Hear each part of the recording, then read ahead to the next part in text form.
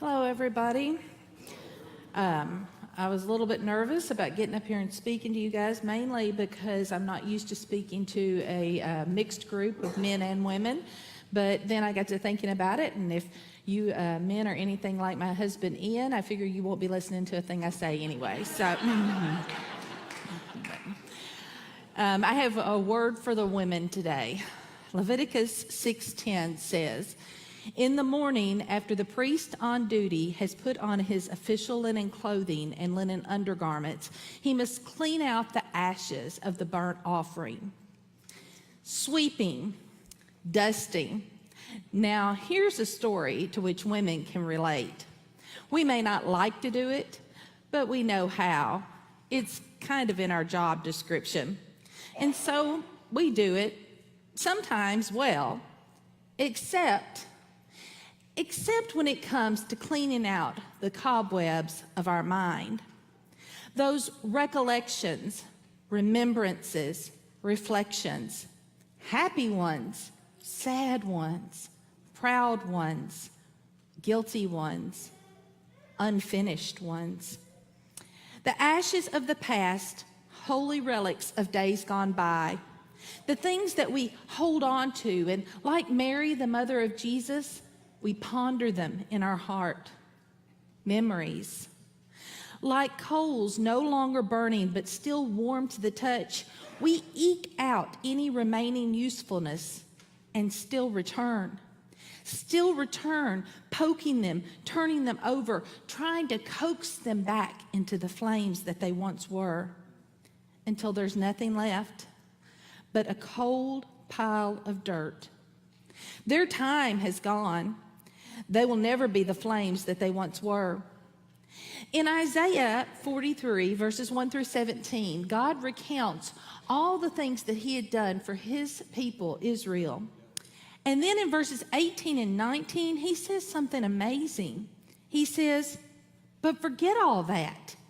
It's nothing compared to what I'm going to do. For I am about to do something new." Forget? Forget? Can we really forget? Should we? Yes. No. Maybe. There are also times in the Bible where God says to remember. Memories are both a blessing and a curse. Forgetting, though, it isn't really a matter of erasing our recall. It's about cleaning house. When in Leviticus 6, God told the priest to daily clean out the ashes, it was a practical matter. If the ashes weren't removed, they would build up until they would extinguish the fire on the altar. The fire that was always meant to burn, the fire of worship. But live coals are needed to create a flame. So let's get this straight, ladies. We have to be intentional. The house doesn't clean itself, you know.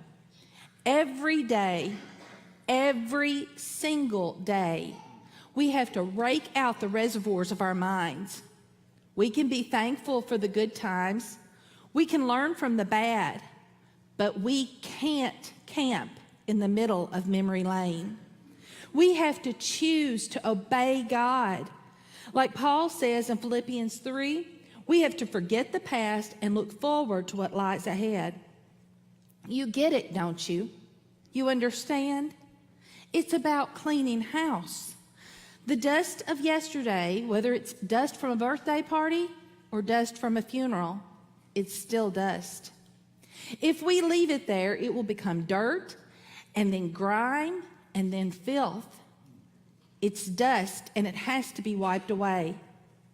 It's a matter of worship. Romans 12:2 tells us that we must let God transform us into new people by changing the way that we think. And should I dare say, what we think about. As women of God, we should not cling to the past any more than we would sanctify soils. Both are relics of days gone by. So, if we truly want to experience the fires of today, if we truly want to honor God in the way that he commands, then like the Nike commercial says, we have to just do it. So it's time. It's time to put on our cleaning clothes and get out the broom and dustpan.